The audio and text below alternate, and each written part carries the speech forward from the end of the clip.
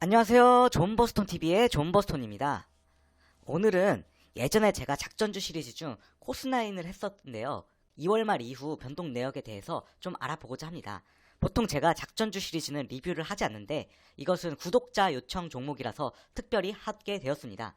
참고로 코스9에 대한 추천 영상을 아님을 미리 밝혀둡니다.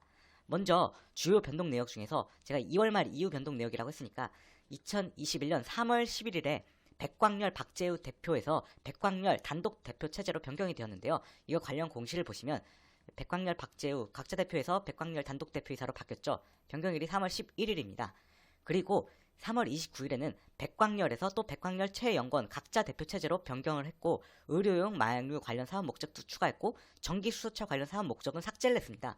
이거 관련 공시 두 개를 보시면 먼저 이거는 대표이사 변경인데 백광열에서 백광열 최영권 각자 대표로 이렇게 바뀌었죠. 참고로 이 최영권님은 여기 밑에 보시면 아이큐어의 대표이사입니다.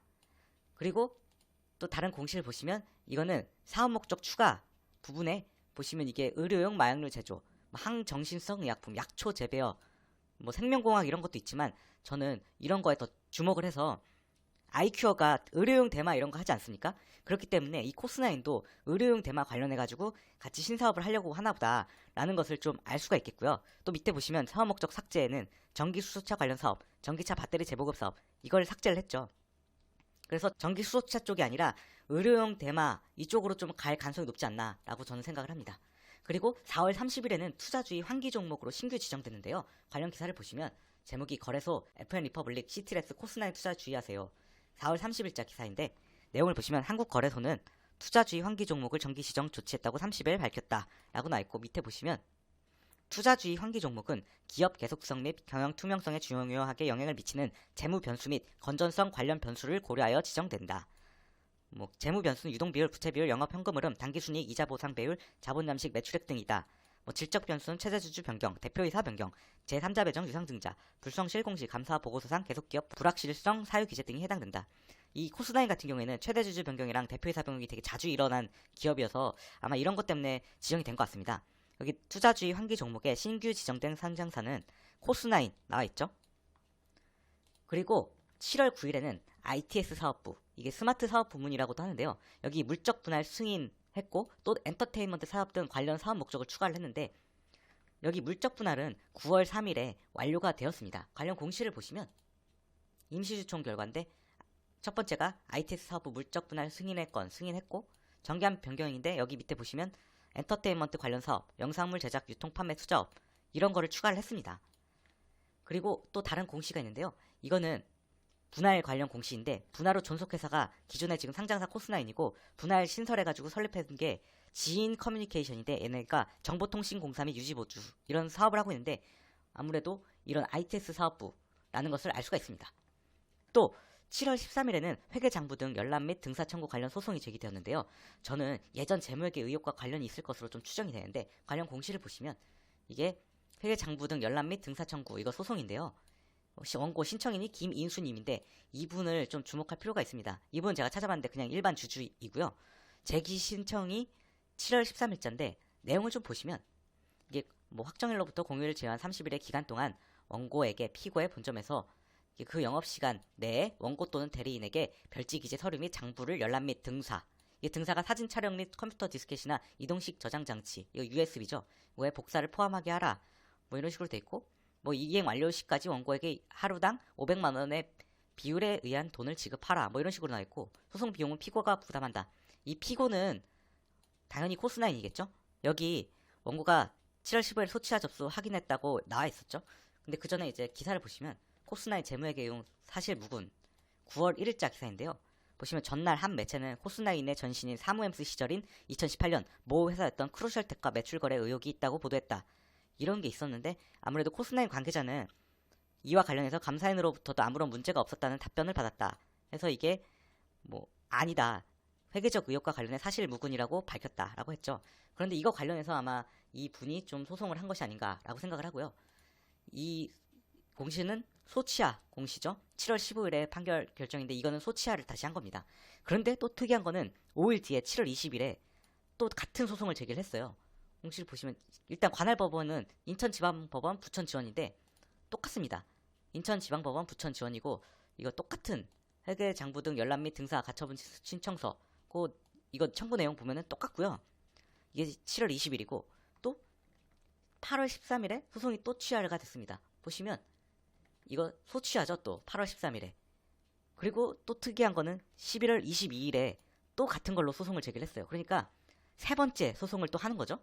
소제기, 소취하, 소제기, 소취하. 이번에 또 소제기를 했죠. 이거 뭔가 좀 특이한 것 같습니다. 잘 일반 기업에서는 없는 건데요. 여기 신청서 똑같은 내용이고 김인수님이고 인천지방법원 부천지원 제기 신청일자 11월 22일 비교적 최근이죠. 그래서 이게 추후에 또 어떻게 결과 나올지는 잘 모르겠고요. 11월 16일에는 부동산 매각을 했는데 211억 정도 됩니다. 해당 자금으로 신사업을 추진할 예정이라고 하는데요. 관련 공시를 보시면 유형자산 양도 결정, 토지 건물이고 양도 금액 214억이라고 나와 있죠. 투자 부동산 매각을 통한 재무구조 개선이라고 나와 있고요. 등기 예정일이 11월 16일입니다. 그리고 관련 기사가 있는데 코스나인 214억 실단 장전 신사업 공격 행보 예고라고 나와 있고요. 이게 17일자 11월 17일자 기사이고 내용을 좀 보시면 코스나인은 지난 10월 체결한 유형자산 양도 계약에 따른 잔급이 납입 완료됐다고 17일 밝혔다. 계약금과 중도금 납입에 이어 173억의 잔금 납입이 완료됨에 따라 코스나인은 총 214억 원 규모의 현금성 자산을 확보했다.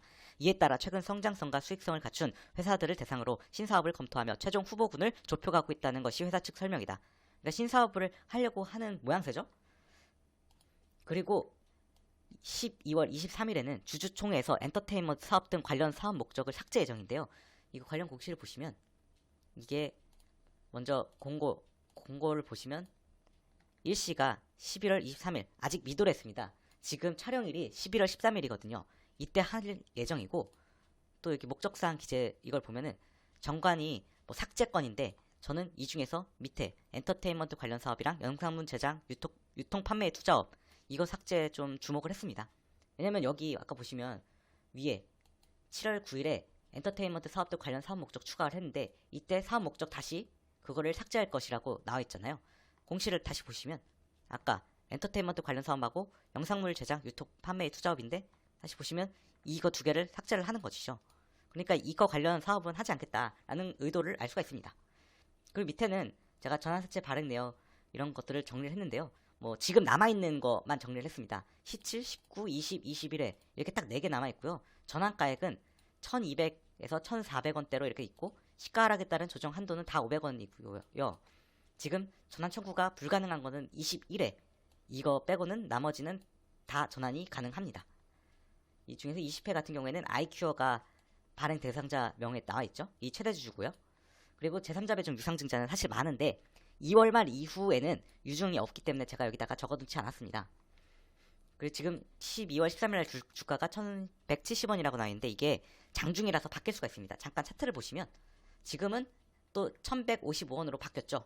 아직 장중이라서 이게 장후에 어떻게 바뀔지는 저는 알 수가 없습니다만 지금 주가가 전부 전환가액 대비 어쨌든 낮은 구간이라고 할 수 있고요. 거의 이 근방까지 왔죠. 이때 3월 23일이 코로나 최저점인데 944원인데 이 근방까지 올 모양새인데 이 정도까지 가는 거는 좀 아니지 않나 라고 개인적으로는 그렇게 생각을 합니다. 물론 코스나인이 실적이 잘 나오는 기업은 아닙니다. 관전 포인트는 딱 하나 있는 것 같은데요. 의료용 대마 관련하여 신사업 진출 가능성이 존재한다고 저는 이 가능성이 가장 높다고 생각을 합니다. 왜냐하면 이 부동산 매각을 한 214억 있잖아요. 이걸로 신사업 추진 예정이라고 하는데 보시면 뭐 전기수소차 관련 사업 목적도 삭제를 했죠. 그리고 엔터테인먼트 사업도 삭제를 할 예정이죠.